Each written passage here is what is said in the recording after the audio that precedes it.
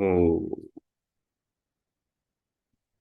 वैदिकी अमृत ध्यान साधना प्रभात सत्संग में आप सभी साधक साधिकाओं का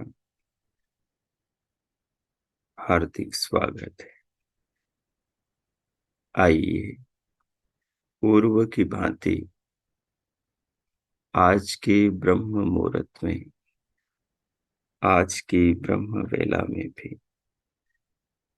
हम उन महान प्रभु पार ब्रह्म परमेश्वर के, जगदाधिपति जगदीश्वर के, भक्त वत्सल भगवान के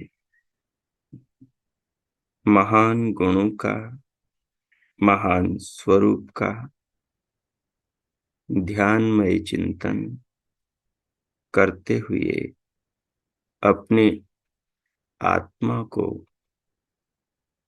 उस विश्वात्मा प्रभु से जोड़ने का प्रयास करें। साधना का उद्देश्य संस्कारों का निर्माण करना है।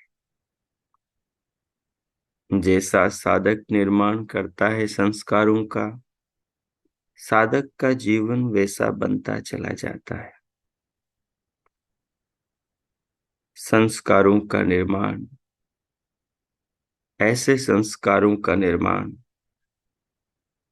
जो उसे अच्छाई की ओर लेकर जाए, जो उसे सच्चाई की ओर लेकर जाए, जो उसे ज्ञान विज्ञान वैराग्य और विरक्ति की ओर लेकर जाए, जो उसे मुक्ति की ओर, आत्म साक्षात्कार और प्रभु प्राप्ति की ओर लेकर जाए। जब साधक चिंतन के द्वारा अपनी चेतना को परमात्मा की भावना से ओतप्रोत करता है, तो उसके चित्त पर दिनों दिन परमात्मा के ज्ञान के संस्कार पड़ते हैं। जब परमात्मा के स्वरूप का चिंतन करता है, तो परमात्मा के स्वरूप को जानता हुआ अपने चित्त को परमात्मा के स्वरूप के संस्कारों से संस्कारित करता है। जब साधक ध्यान में प्रवेश करके त्रैतवाद का चिंतन करता है और ऋषियों के अनुसार अपने आप को अनुभव करता है,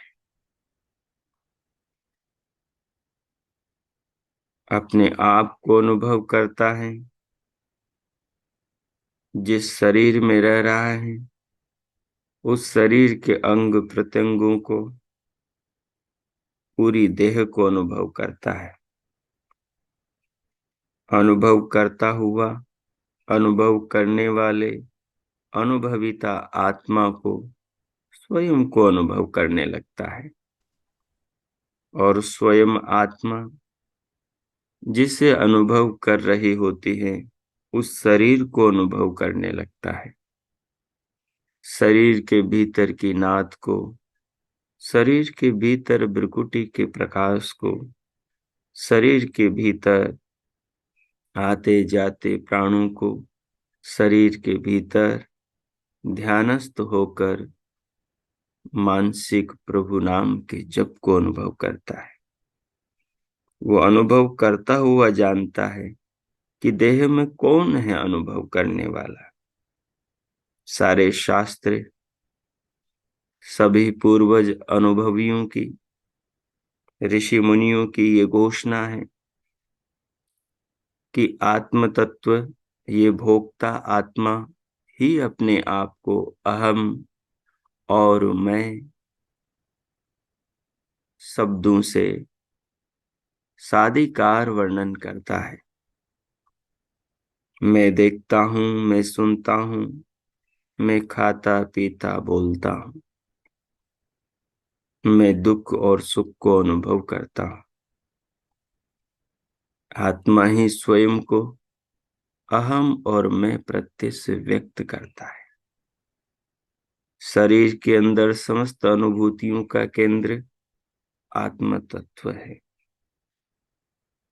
जब आंख बंद कर लेता है तो आंख से दिखाई देना बंद हो जाता है। शरीर को एक जगह रोक लेता है तो शरीर हिलना डुलना बंद हो जाता है। कानों को बंद कर लेता है तो सुनाई देना बंद हो जाता है। सूंघना बंद करता है तो सूंघना बंद करता है तो गंध की अनुभूति होना बंद हो जाता है। किसी वस्तु को स्पर्श करना बंद करता है तो स्पर्श की अनुभूति बंद हो जाती। लेकिन इन सब को बंद करने के बाद भी दुख को और सुख को अनुभव करता रहता है। दुख और सुख को अनुभव करता रहता है। जैसी भी स्थिति हो उसको अनुभव करता रहता है। जब मन काम करता है तो मन के संकल्प और विकल्पों को अनुभव करता है। और जब मन भी रुक जाता है निद्रा में या रोक लिया जाता है जागृत ध्यानस्थ अवस्था में, तब भी कुछ अनुभव करता है। निद्रा में भी सूरज उठता है तो अनुभव करता है कि उसकी रात्रि की अनुभूति कैसी थी। अर्थात चेतना हमेशा अनुभव करती है। उसी अनुभूति को प्रत्येक मनुष्य प्रत्येक प्राणी व्यक्त करता है। मैंने ये देखा, मैंने वो देखा। हर जगह अहम आता है, हर जगह मैं आता है। मैं के रूप में ही चेतना स्वयं को व्यक्त करती है कि मैं हूं। अपनी सत्ता को, अपने होने को, अपनी मौजूदगी को बताती। जब इस रूप में बार बार चिंतन करके अपने आप को समझ पाता है, क्योंकि बिना ज्ञान और चिंतन के साधक कुछ नहीं समझ सकता। संसार का कोई मनुष्य कुछ नहीं समझ सकता। एक मनुष्य को बचपन से, जन्म से जंगल में छोड़ दिया जाए, उससे पूछा जाए 10 साल बाद तू कौन है, वो हमारे प्रश्न को भी नहीं समझ पाएगा। उत्तर देना तो बहुत दूर रहा। उससे पूछेंगे तू स्त्री है कि पुरुष है, वो बता ही नहीं पाएगा कि स्त्री किसे कहते हैं, पुरुष किसे कहते हैं। उसकी तर्क शक्ति काम तब करेगी जब तर्क के काम करने के आधार, ज्ञान, चिंतन करने की शब्द शक्ति उसके पास में होगी। हमें बचपन से बताया नहीं गया कि आत्मा को कैसे खोजते हैं, आत्मा को कैसे जानते हैं। ये प्रणाली हमारे पूर्वजों के घरों में, आश्रमों में, गुरुकुलों में तो सदैव चलती आ रही है। तो वहां तो जो भी बालक जन्म लेता है उसको गर्भ में ही लोरियों में सुना दिया जाता है कि तू आत्म तत्व है, शरीर से पृथक, शरीर जड़ और तू चेतन है। शरीर परिवर्तनशील है और तू अपरिवर्तनशील है। तू चित्त का, वृत्तियों का दृष्टा है और वृत्तियां और चित्त परिवर्तनशील है।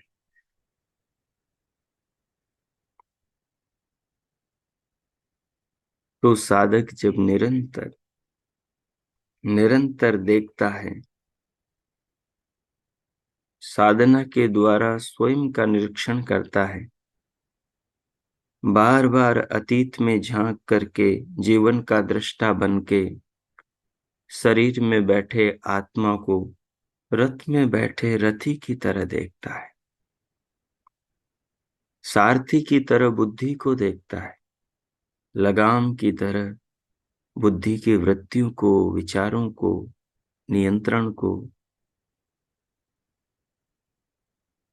देखता है, और घोड़ों की तरह इंद्रियों को और विषयों की तरह उन घोड़ों के चारा, उन घोड़ों के आहार को देखता है। तो वो समझ जाता है कि शरीर में आत्मा की क्या स्थिति।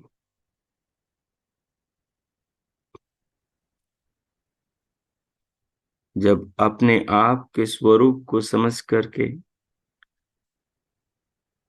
अपने आप के स्वरूप को समझने में सहायक जो साधन अंतकरण है, चित्त है, बुद्धि है, अहंकार, मन, ज्ञानेंद्रियां, ये सब है, इनकी कार्य प्रणाली को समझता है बार बार ध्यान में बैठकर, तो धीरे धीरे ईश्वर की व्यवस्था को बार बार चिंतन करने से इतना अच्छे से समझने लगता है। उसी दौर में धीरे धीरे ईश्वर के चिंतन से संस्कार इस प्रकार से चित्त में संग्रहित हो जाते हैं, क्योंकि उन संस्कारों से ही वृत्तियां बनकर चित्त में चलनी होती है, और उन वृत्तियों से ही आत्मा युक्त होकर अपने जीवन की स्थितियों का बोध करता है।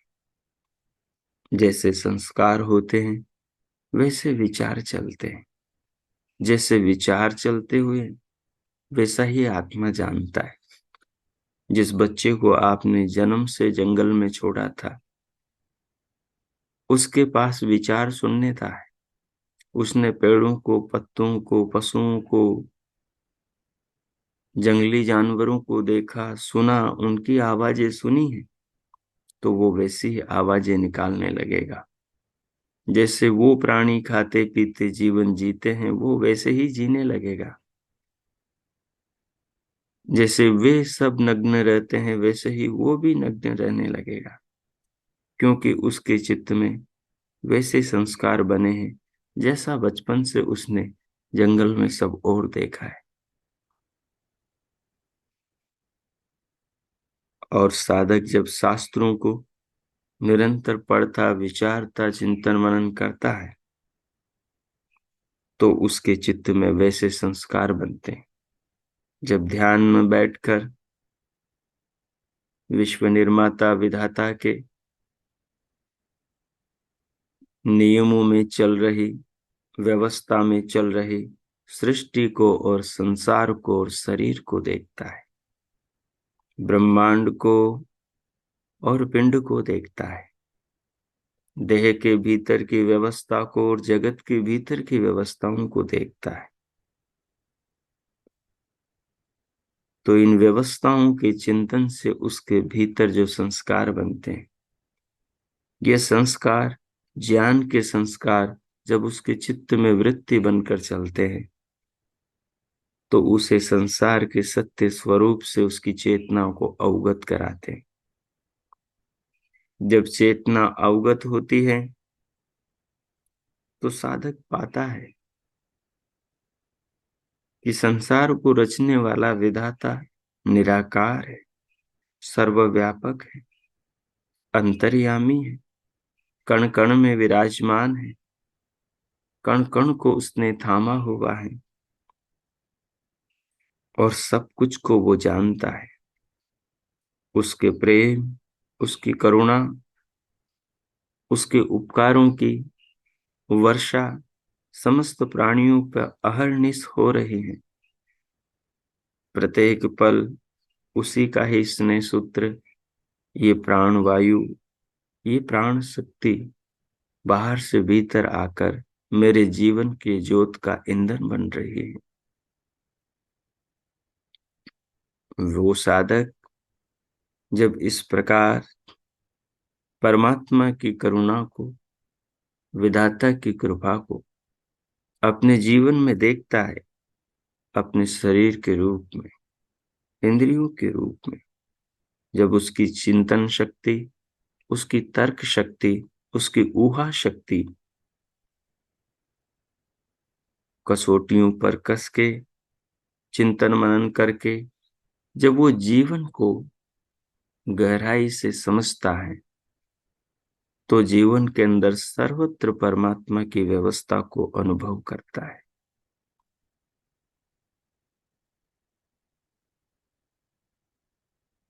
प्रत्येक प्रकृति के परमाणु से लेकर परमाणु से बनने वाले अणुओं में, अणु से बनने वाले द्वयणुकों में, द्वयणुकों से बनने वाले त्रसरेणुओं में, त्रसरेणु से बनने वाले चतुष्अणु में, और चतुष्अणुकों से बनने वाले कंकर, पत्थर, पहाड़, पर्वत, नदियां, सागर, सारे पांच भौतिक जगत में, सब प्राणियों के शरीरों में, सर्वत्र जब विधाता की व्यवस्था की शक्ति को, नियमों को काम करते हुए देखता है, वही नियम उसको जीवन दे रहे हैं, उसके शरीर में रस बना रहे हैं, रक्त बना रहे हैं, मांस, मज्जा, अस्थि, मेद, शुक्र, शोणित बना रहे हैं। वही शक, वही नियम गर्भ में बालक शरीर के सब अवयवों की रचना कर रहे हैं। वही नियम आत्मा के लिए नई देह बना रहे हैं। वही नियम जो गर्भ के अंदर शिशु के लिए आंखें बना रहे हैं, कान बना रहे हैं, नाक बना रहे हैं, शरीर के भीतर के सारे पुर्जे, अवयव, अंग प्रत्यंग बना रहे हैं, और उन सब अंगों के सार्थकता बाहर बनाए हुए सृष्टि के पदार्थों से हो रही है। बालक को बाहर संसार को देखना है तो गर्भ में उसके लिए आंखें बन रही है। बाहर उसे कलरवों को, ध्वनियों को सुनना है तो अंदर गर्भ में उसके लिए कान बन रहे हैं, कर्ण शक्ति का निर्माण हो रहा है। बाहर उसे चीजों को छूना है, ठंडी गर्म का पता करना है तो अंदर त्वक इंद्रिय, त्वचा का निर्माण हो रहा है। बाहर उसे चलना है तो गर्भ में पांव बनाए जा रहे हैं। बाहर उसे कर्म करने हैं तो गर्भ में हाथ बनाए जा रहे हैं।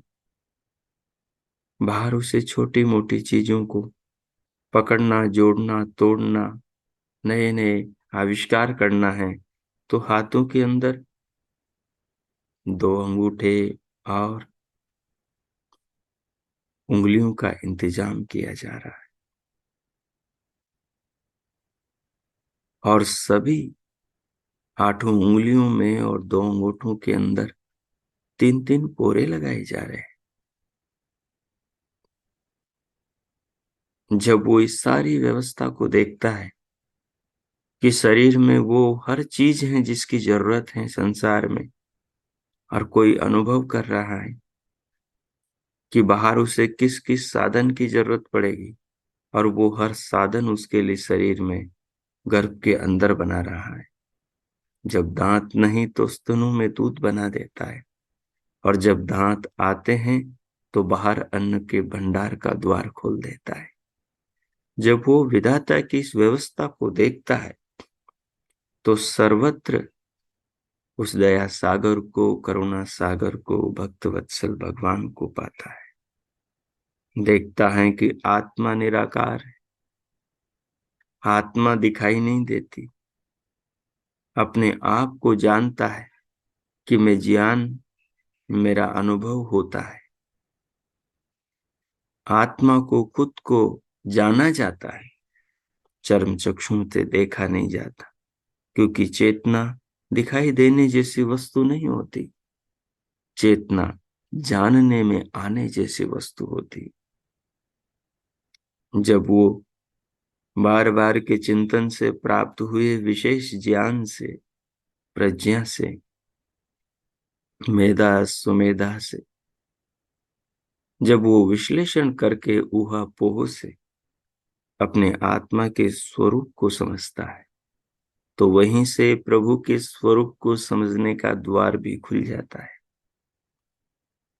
और खुले द्वार में प्रवेश करके विधाता के विश्व व्यापक स्वरूप से जुड़ जाता है।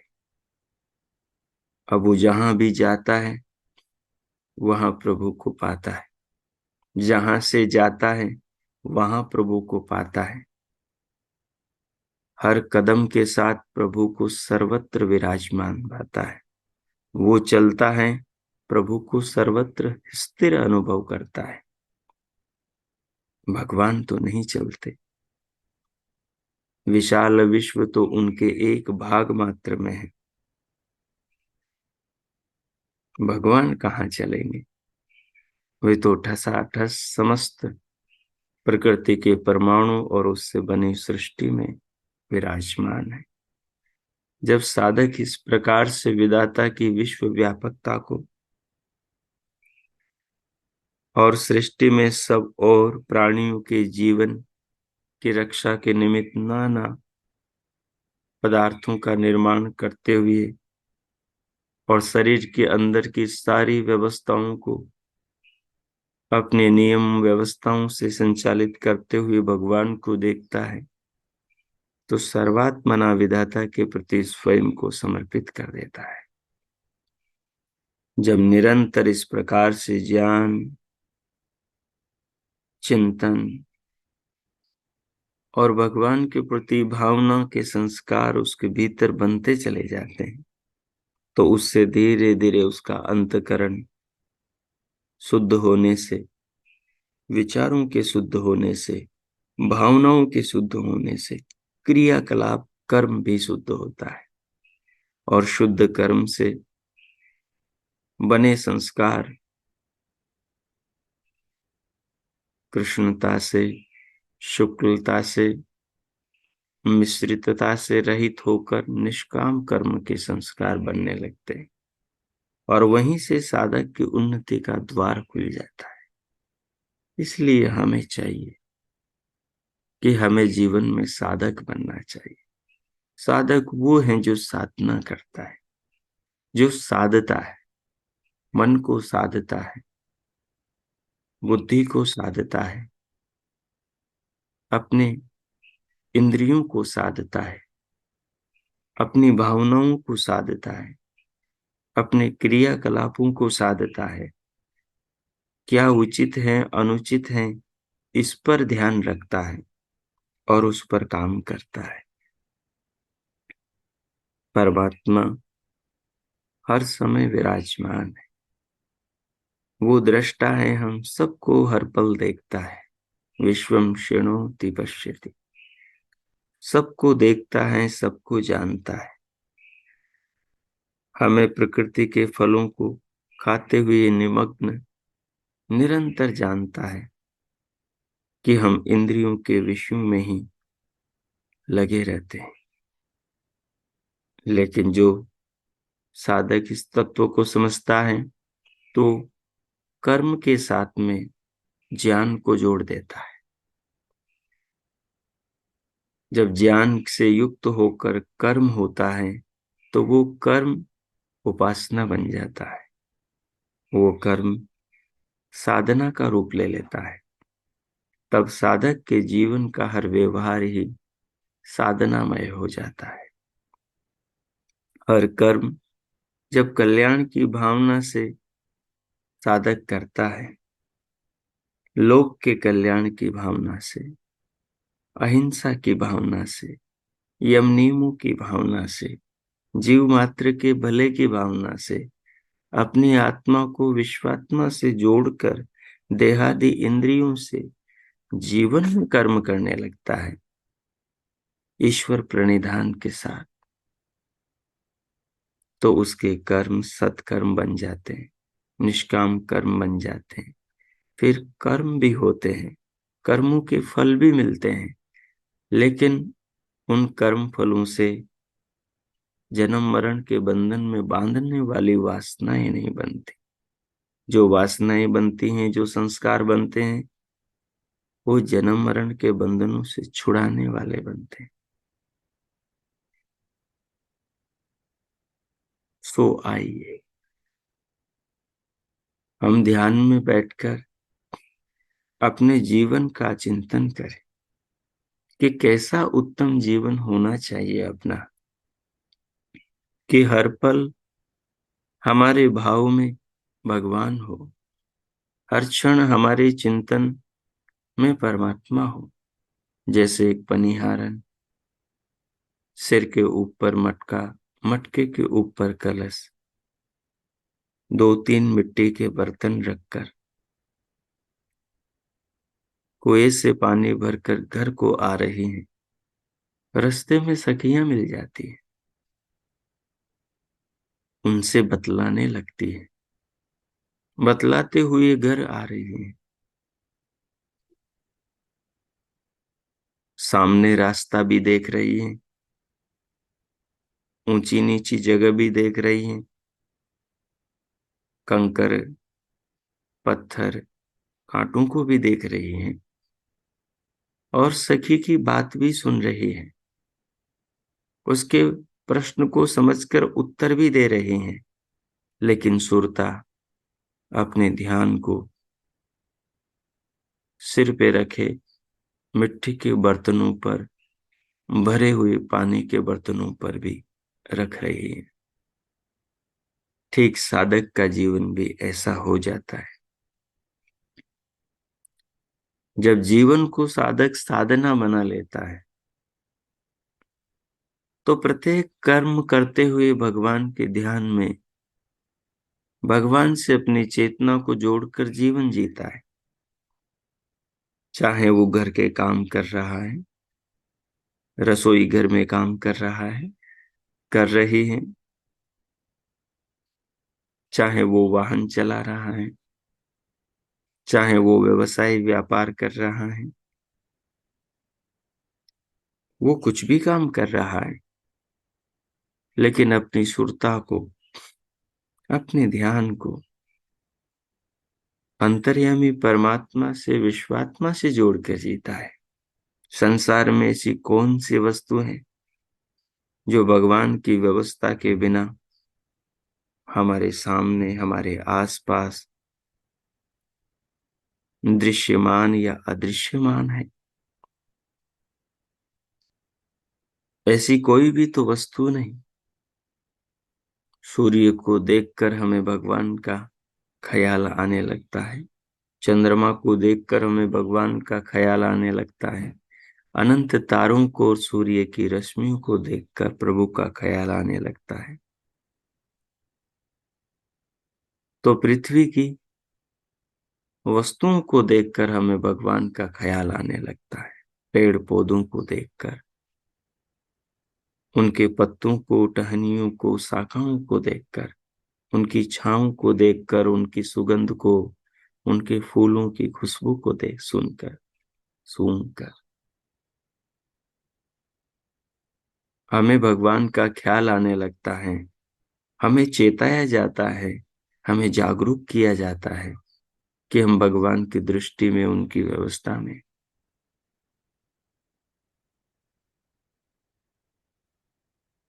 हर मनुष्य का शरीर हमें जागरूक करता है। हर शरीर परमात्मा की रचना है।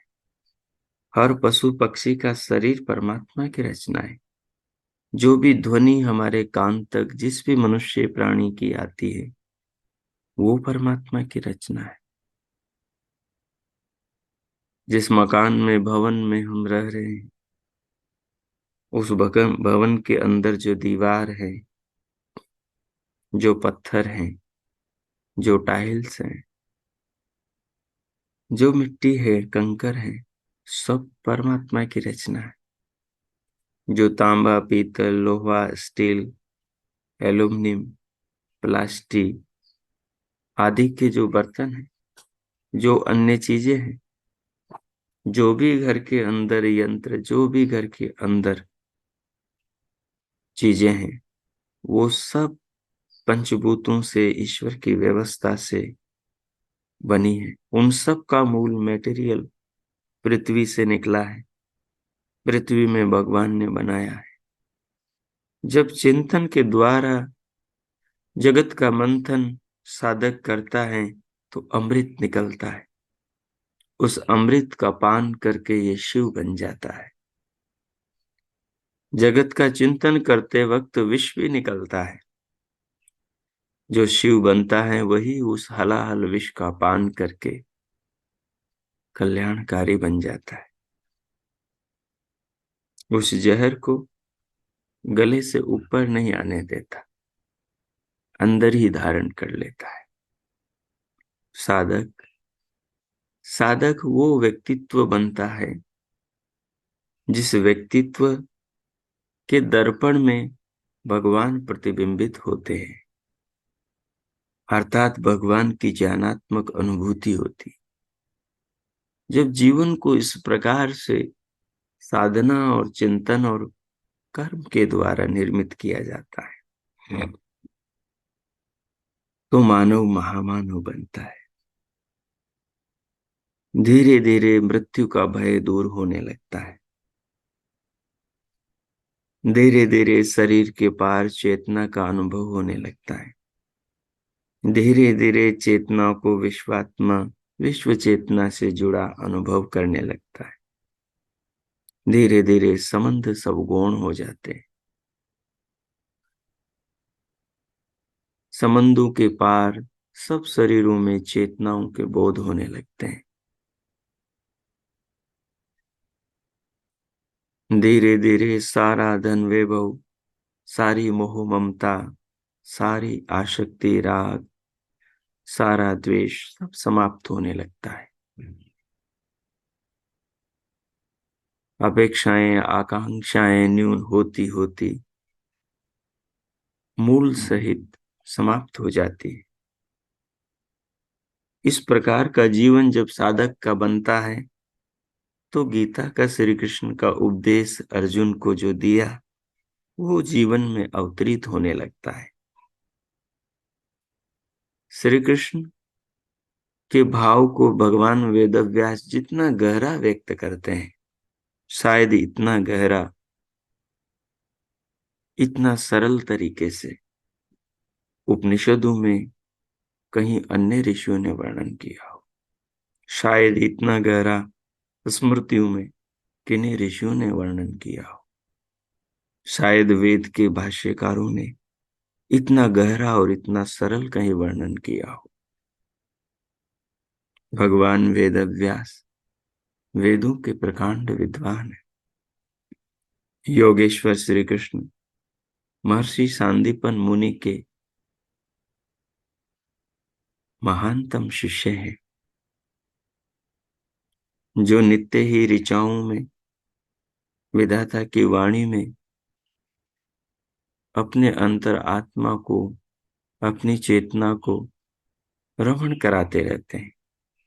उनके मुखारविंद से अर्जुन को, भावी भारत को जो संदेश मिला, वो संदेश हम सब के लिए है। वो कहते हैं, ज्ञान से कर्म में उतरो और कर्म में उतर के सब कुछ को परमात्मा को अर्पण कर दो। उस अवस्था तक पहुंच जाओ जहां स्वतः ही सब कुछ परमात्मा को अर्पण होने लगे। जब ज्ञान की इतनी गहराई में साधक उतरता है कि सब कुछ को परमात्मा के द्वारा बनते, संसार में ठहरते और विनाश को जाते हुए देखता है। हर सृष्टि की वस्तु का आधार विधाता की व्यवस्था, नियम और भगवान प्रतीत होते हैं। तो साधक का स्वार्थ, साधक की अविद्या, साधक के क्लेश सब समाप्त हो जाते हैं और एक परम सुंदर जीवन, एक महानतम दृष्टिकोण जो शरीरों के पार, जिसे केवल वही दिव्यात्मा अनुभव कर पाता है। सामान्य मनुष्य उस तक नहीं पहुंच पाते, इसलिए सामान्य मनुष्यों के सामान्य व्यवहार होते हैं। लेकिन जो योग के ज्ञान को आत्मसात करके, यम नियमों के सोपानों को चढ़ के जीवन को कर्म योग में लगाता है, उसका कर्म निष्काम कर्म बनकर उस तपस्वी को जीवन में ही जीवन मुक्ति का प्रदान करता है। और उसका आत्मा नित्य ही परमात्मा में रमण करने लगता है। सो आइए हम इस प्रकार के जीवन की परिकल्पना करें, हम इस प्रकार के जीवन का ध्यान करें, विचार करें। ज्ञानी साधक जैसा ध्यान करता है वैसे संस्कार बनाता है, और जैसे संस्कार बनते हैं वैसे विचार बनते हैं, और जैसे विचार वृत्तियां चित्त में चलती हैं वैसा आत्मा उन भावों में रहता है। इसलिए भगवान पतंजलि ने कहा, वृत्ति सारूप्य में तरत्र। आत्मा वृत्तियों के अनुरूप अपने आप को अनुभव करने लगता है। जब क्लिष्ट वृत्तियों को विराम देता है और मुक्ति की ओर, परमानंद की ओर ले जाने वाली अक्लिष्ट वृत्तियों को ही जीवन में धारण करता है, उन्हीं के प्रभाव में रहता है, तो संसार सागर से पार ले जाने वाली वो ज्ञान की नौका उसे नित्य ही जगत में भी उस परमानंद के भाव में ओतप्रोत रखती है। इन भावनाओं में जीवन जीते हुए जो संस्कार बनते हैं, वो संस्कार आत्मा को कभी दुर्गति की ओर नहीं जाने देते। 1,84,00,000 योनियों की ओर उस आत्मा को नहीं जाने देते। जो आत्मा त्याग के, तपस्या के, निष्काम कर्मों के और मुक्ति की ओर प्रवृत्त है, कर्म कर रहा है, उसका आत्मा पतन की ओर कैसे जा सकता है? क्योंकि आत्मा संस्कारों का अनुसरण करता है। सूक्ष्म शरीर का यंत्र संस्कारों के अनुसार आत्मा को एक स्थान से दूसरे स्थान पर, एक देश से दूसरे देश पर, एक योनि से दूसरी योनि में, एक शरीर से दूसरे शरीर में ले जाता है।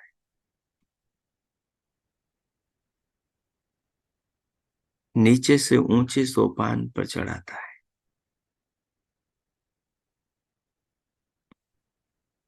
इसलिए हमें चाहिए कि हम भगवान की महिमा को, उनकी करुणा, उनके प्रेम को समझें। भगवान का हर उपदेश हमें इसी कल्याण के मार्ग पर प्रेरित करता है। दुरितानि पराशुभ यद भद्रम तन्नासु। भद्र, कल्याण, आनंद के मार्ग पर चले हम। दुरितानि, दोषों दुर्गुणों का त्याग करें हम।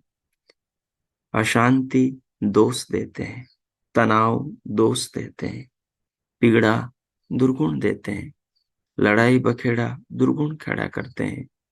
समाज संसार में अराजकता, युद्ध दोष दुर्गुण पैदा करते हैं। संसार को नरक, जीवन को नरक, परिवार को नरक, संबंधों को नरक दुर्गुण बनाते हैं, दोष बनाते हैं। उनको हम छोड़ दें। दुरितानि परासु, छोड़ें दुरितों को। यद भद्रम तन्ना आसु, भद्र के मार्ग पर चलें। भद्र देखें, भद्र सुने, शरीर के अंग अंग को भद्र और कल्याण के मार्ग पर लेकर चलें। तो विधाता का आदेश, गीता का ज्ञान, कृष्ण की इच्छा, वेद व्यास का संदेश और हमारे जीवन का लक्ष्य पूर्ण होगा। सो आइए इन भावनाओं को हृदय में रखते हुए अब अगले 5-7 मिनट तक आप ध्यान में, चिंतन में प्रवेश करेंगे और ऐसे पावन भावों का चिंतन करेंगे जिससे ऐसे संस्कार बने कि अपनी आत्मा उन संस्कारों से जुड़कर अपने आप को उस पावन स्थिति में अनुभव करे और पवित्र संस्कारों से और पवित्र संस्कार, और पवित्र संस्कार, और पवित्र संस्कार कि अंतकरण इतना निर्मल हो जाए, इतना शुद्ध, इतना पावन हो जाए कि प्रभु इसे स्वीकार कर ले, ये प्रभु प्राप्ति का पात्र बन जाए। सो जिस आसन में आलती पालथी में आप बैठे हैं, उसे व्यवस्थित करते हुए कमर, पीठ और गर्दन को सहज सीधा रखते हुए, हथेलियों को गोदी में रखते हुए,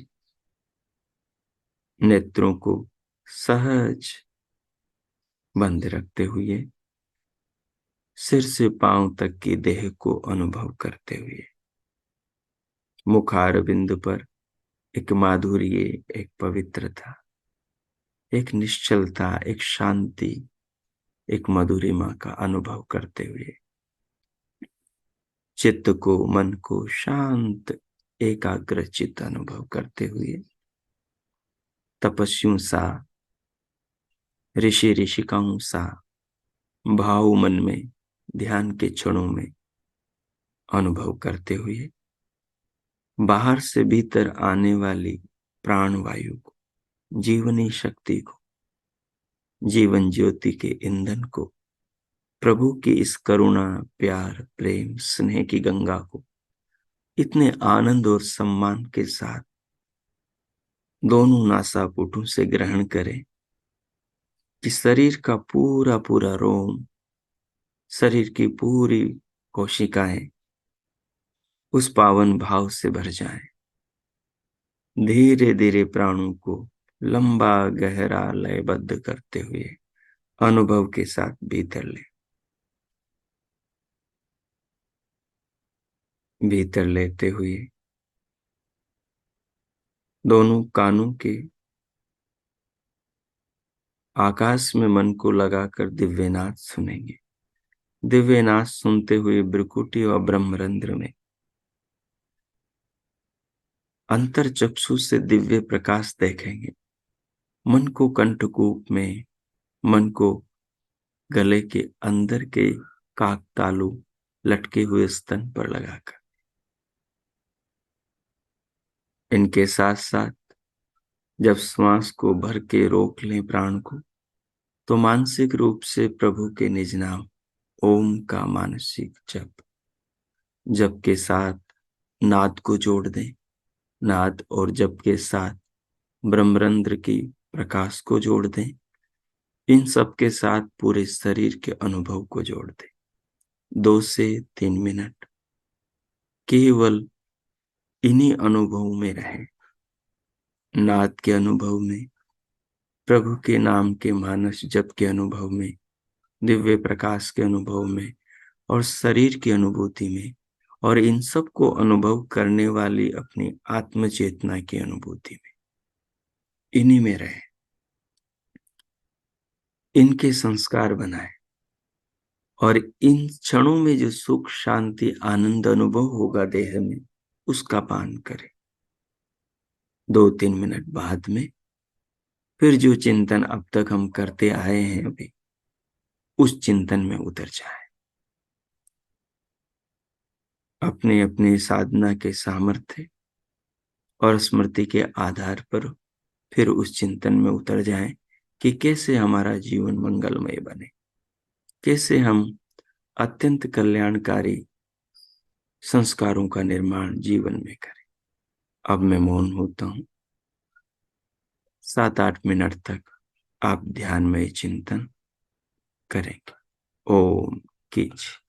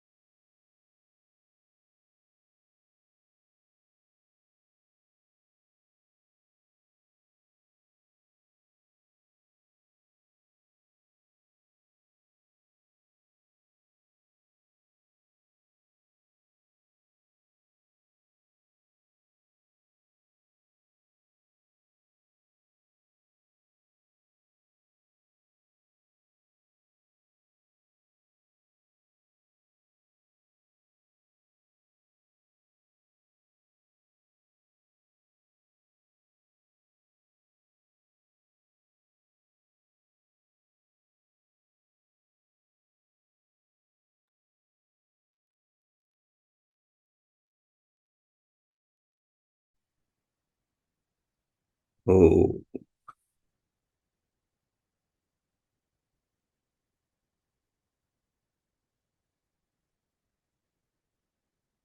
ओ।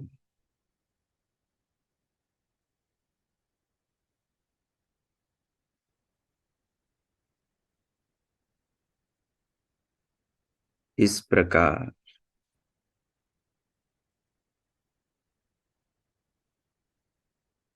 साधक को कैसा जीवन जीना चाहिए, इस केंद्र बिंदु पर ध्यान में चिंतन करते हुए जो आपने अनुभव किया, समझा, महसूस किया, उस पावन भाव को, उस ज्ञानमय चिंतन को, उस समझ को, उन अनुभवों को आत्मसात करें।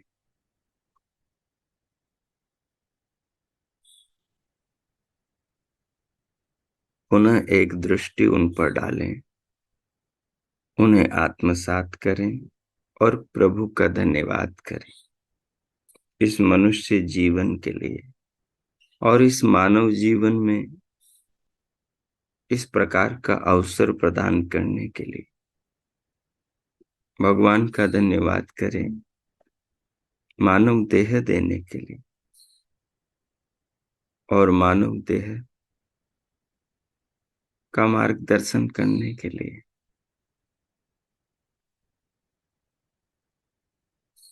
हम सब के पास में जो भी कुछ है सब प्रभु का है, शरीर भी, ज्ञान भी, साधन भी, सामर्थ्य भी, सब कुछ प्रभु का है। हमारी बस आत्मा है और बिना साधनों के साधक कुछ भी नहीं कर सकता, कुछ भी सिद्ध नहीं कर सकता। तो सिद्ध करने के जितने भी साधन हैं, स्वयं को, परमात्मा को पाने के जितने भी साधन हैं, जानने के, अनुभव करने के, साक्षात्कार के जितने भी साधन हैं, उनका प्रदाता परमात्मा है। तो उस विधाता के प्रति अपने हृदय में अनंत श्रद्धा के भाव, भक्ति के भाव, आदर के भाव, कृतज्ञता के भाव अनुभव करें। प्रभु के प्रति धन्यवाद के भाव से स्वयं को ओतप्रोत अनुभव करें, भगवान का धन्यवाद करें। फिर हम शांति पाठ करेंगे। ये जी।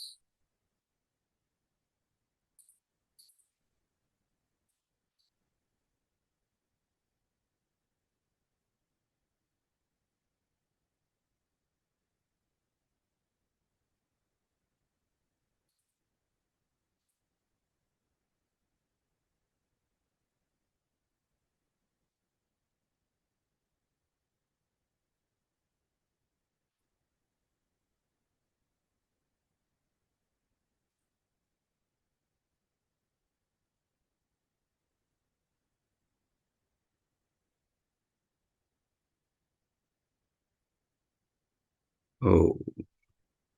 अब इन भावों से ओतप्रोत रहते हुए शांति पाठ करें। ओम।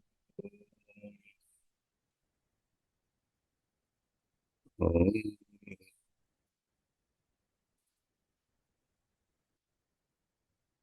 ओम।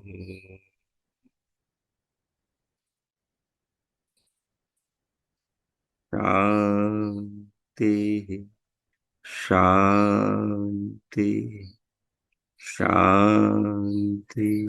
ओम। ओ।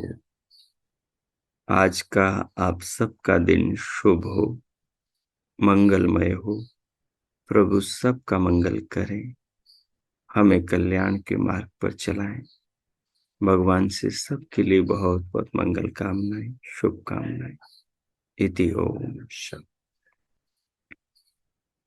अब इन पावन भावों से ओतप्रोत रहते हुए सहज हो जाएं। इन भावों के साथ भीतर से बाहर आने का प्रयास करें। देह को अनुभव करें। ध्यान को दोनों हाथों पर हथेलियों पर ले जाएं। दोनों हथेलियों का परस्पर उठाकर घर्षण करें। उष्ण हथेलियों से मुखमंडल का स्पर्श करें। फिर उंगलियों के मध्य से पलकें खोलते हुए भीतर से बाहर आ जाए।